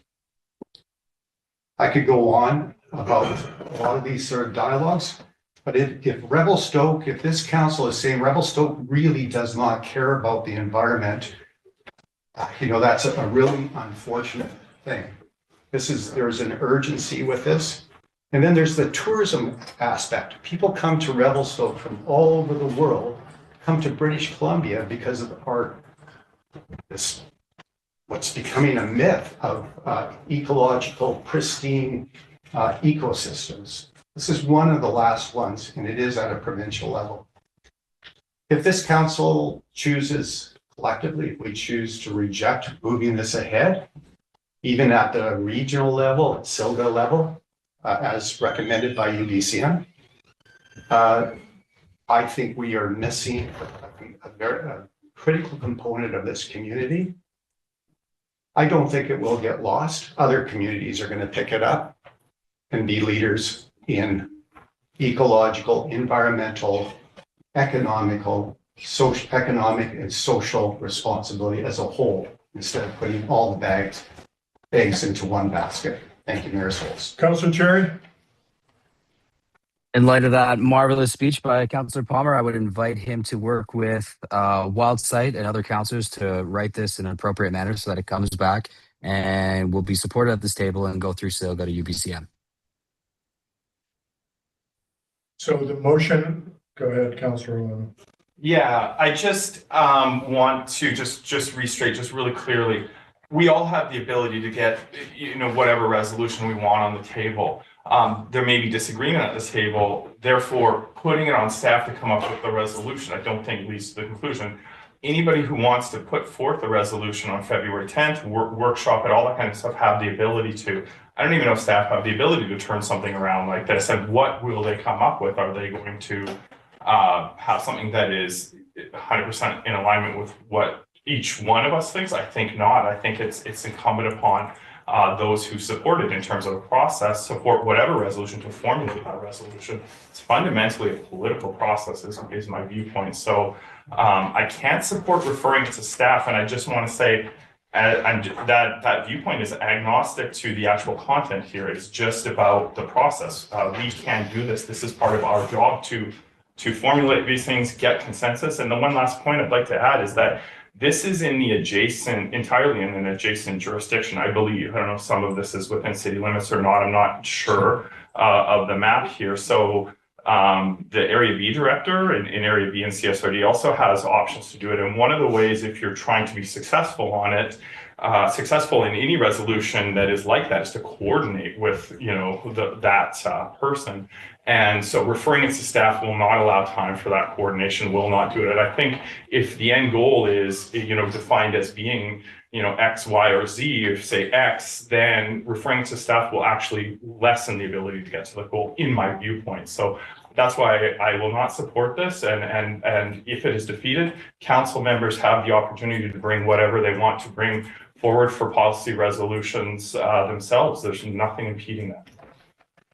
So can you just read that back to me again? Yes, councils, could I just? Yeah, go ahead. Thank you for the comments from council. There has been other resolutions, including from Councillor Orlando, Councillor Chair, other councillors in the past for UBCM. Before going to SILGA, worked with staff to refine those resolutions. This is the same thing. The difference this time is we're actually formalizing rather than potential, individual councillors forwarding their own agenda items. And so this is very specific. It's not asking staff to do the work. It's just to get this refinement moving ahead. All right, thank you. When you finished, sorry, I don't want to cut you off. That's fine, Mayor Souls. Okay. Councillor, could you read that back to me, please? That staff work with interested parties to refine the protecting the ancient forest of the Rainbow Jordan Wilderness resolution for submission to SILGA. All right. Yeah, so this is, I believe, BC Timber Sales tenure, talking with professional foresters. It'll probably never get logged. Well, never get logged if you put this through, but just because of the terrain, it's not old growth and not diminishing any of that. I'm going to be supportive of moving it forward to SILGA and let the area weigh in before it goes to UBC. Unless there's other comments, I will call the question on the motion, and I will leave it with, if this passes, I will leave it with you, Councillor, to work with the affected groups and come up with a motion, and briefly with staff to make sure it follows what SILGA will accept. So it's not onerous on our staff. Okay, Councillor Stefaner. I'm sorry, but did you know your wording is there? Just in my opinion, just fundamentally changes the motion. So Okay. can we have if you're calling the question, for clarity's sake, please tell me what we're exactly voting on, because based on the dialogue that just happened from you, are we specifically voting on the motion as written by Councillor Lucio? Well, is that not including all that stuff that I just said, or not?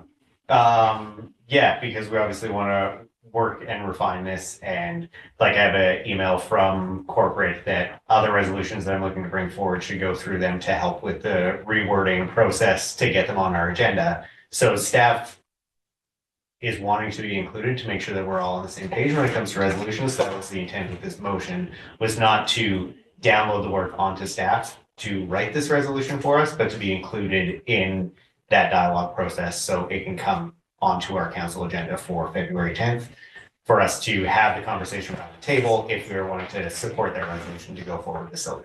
That's what. Thank you, Mayor Sells. You are absolutely correct, Councillor Luciao, in corporate saying they wanted to be involved. I did just shoot an email to the executive director of SILGA to confirm what the typical process is. She has not responded, but I can definitely let you know. That doesn't answer your question. I can tell by looking at your face. No, I mean, I think that perhaps for clarity's sake and for public record, if we can have the motion as we are about to vote on read back, so we're all on the same page, that would be appreciated. Thank Can you read it one more time? Of course, that staff work with the interested parties to refine the protecting the ancient forest of the Rainbow Jordan Wilderness Resolution for submission to SILGA. And so you, as a counselor, will be directly working with the affected parties and bring your resolution to corporate to make sure it fits what maybe SILGA will accept. Is that correct? Yes, I would fall under the interested parties working with You're going to staff. fall under interested parties? Yeah. Okay. Counselor IP, I'll leave it with you then. Does that clarify things for you, Counselor? Yeah, I think so. Okay, Counselor. Just point of clarity, I think it's a little bit of two ships passing of the night. Who are the interested parties in this case? Well, that we didn't want to fully define that, but obviously WildSite and Christy and Rianne. Obviously, Councillor Palmer is interested, but this opens the door because this is a public meeting that anybody else who is interested in helping with this can reach out for comments on it so we can refine it. This also opens it up to any staff or council that would like to be included in this resolution as well. Because the resolution is supported by council, not necessarily an individual bringing it forward. Yeah, I'm sorry, I just can't support this because I feel that, what if the interested parties disagree, what is staff to do in that case? What is the final wording going to be in that case? I still feel individual council members have the ability to, without a resolution, coordinate with staff, coordinate with SILGA staff, read all the documents, do that, work with, their interested parties to bring a political thing forward. I think there's going to be differing viewpoints on this, and it's unfair to put staff, non-political staff, with a job of reaching out to undefined, all kinds of groups and come up with something that's going to make somebody happy. So it puts them in a hard spot. If I had a particular resolution, like I wanted better fire trucks and, to be up to a certain safety standard, I could get a resolution to understand the technical side of this, but I don't think we're going to get a good resolution. I think there's also a clear pathway without this resolution. And I think we're cruising for a bruising and especially putting staff in a hard place by saying, hey, here's a controversial question. And they have to make a call on a political decision or political direction. So I can't support it. Okay, Councillor Cherry? Yeah, I think the phrase that comes to mind here is too many cooks in the kitchen. I will not be supportive of what this is written. I invite the councillors and the interested parties to work together to word this out on their own time, have it presented back to council at a later date.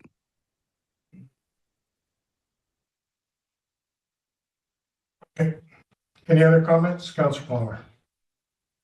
So just, I'd be, if there was some tightening on the resolution and interested parties, I'd be open to that. What I'm hearing is we can have an ad hoc process that individual councillors can go to staff, work with SILGA to do a resolution. So what I'm hearing, and correct me if I'm wrong, Councillor Orlando, is that we could go do what the intent of this resolution is without the resolution. To me, that's a broken system because it's wide. That's the wild west is go do whatever and then work directly with staff and use their time. This is getting an endorsement, hopefully from council. That's my point. So we'll see where it goes in your souls. All right. Any other comments before I call a question? All those in favor? Opposed? Note for the record, Councillor Cherry, Stephen Erston, and Orlando are opposed. Balance of councils in favor. This motion is passed.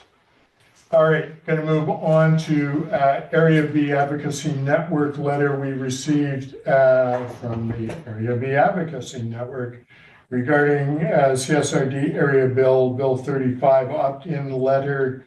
So we've received a letter from this group asking mayor and alternate to actually vote on it at CSRD level. They seem to know that it's coming to CSRD sometime next month, which is something that I wasn't aware of. I had a conversation today because I'm the rep, along with Councillor Staples, that sit on CSRD. So for the record, Area B decisions are voted on by electoral directors. So that means I can't vote on Area B infrastructure or things that they do.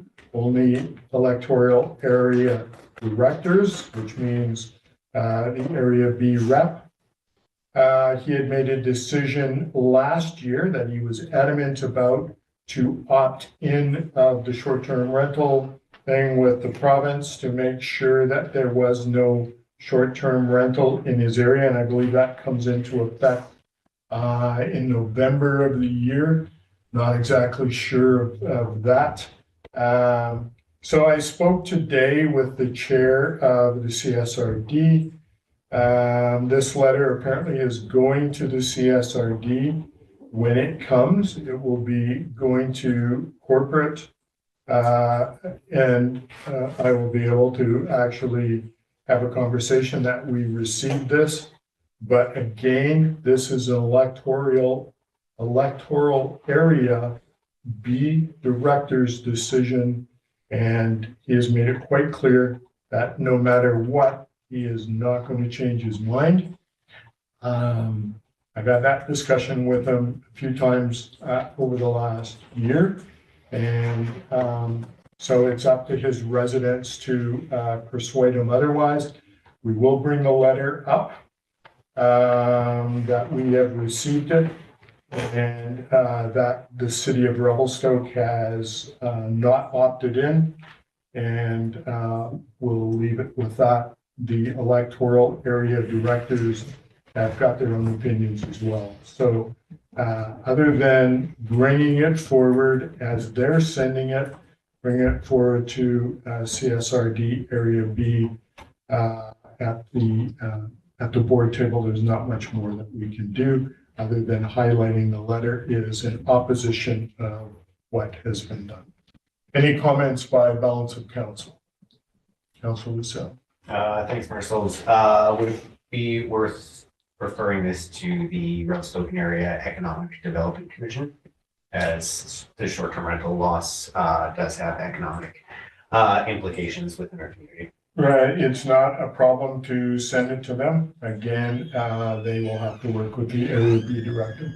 Councilor Paul. Yeah, thank you, Mayor Souls. I think you articulated quite well where this belongs. My only concern with going into this Revelstoke and Area of Economic Development, it's governance is a little bit fuzzy, and I think it's under, from the regional district perspective, it's a Revelstoke thing with a member from the regional district.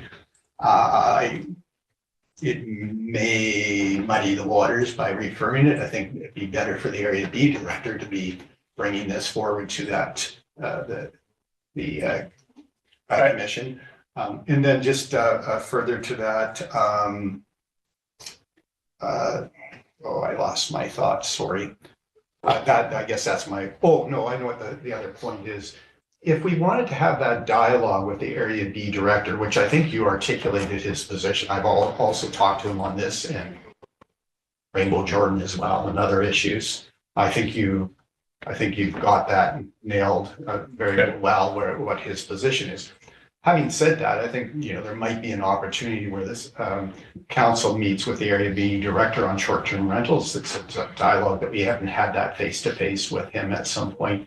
I think we'll probably overall disagree. So it may not be highly useful other than having that conversation and understanding where other parties are. Okay, good. Councilor Cherry. Thanks. If the Area B director has taken a stance of not changing his mind and not consulting with his constituents, then I think well, that sounds like this is going to be an election issue. So I don't know how we can add to this as a City of Revelstoke Council. Yeah, I just wanted to bring it up because the letter was received by us. They're asking us to bring it up to them. They're asking, and that's basically what they're asking. I'm going to agree with Councillor Palmer. I don't think going to the economic development is favorable because now we're inviting them into something that they have no business in as well, and leave it with the CSRD to deal with it.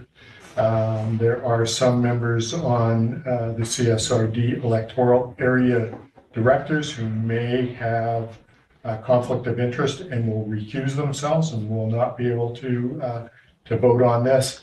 And again, I thought this was voted on a year ago, but again, if it comes back up, then they may need to discuss it in the spring for what they plan to do in November of 2026. So if you're okay with it, we'll leave it with the CSRD. I will discuss it at my next meeting if they receive the letter that they say they're sending. So anyone else have any comment on that? Seeing none, I am going to ask if there's questions from the press. Seeing our local press has left the room. Ms. Delaselle, do we have any questions online from press? No, we do not, Your Worship. Okay, council, I would ask us to go in camera pursuant to sections 90.1A and J, and any other numbers I need to put in there. The community director, someone want to make the motion, please? Yeah, just for that, I think it's there, but just clarification, fire chief talking about personnel issues, that's captured in E, I believe, on this. You could add K as well, because it could Okay. be a service level. Okay, so on a K as well. You're making that motion, Councilor Palmer, seconded by Councilor Lucelle. All in favor? Motion's carried. We'll take a few-minute break and come back in camera. Thank you.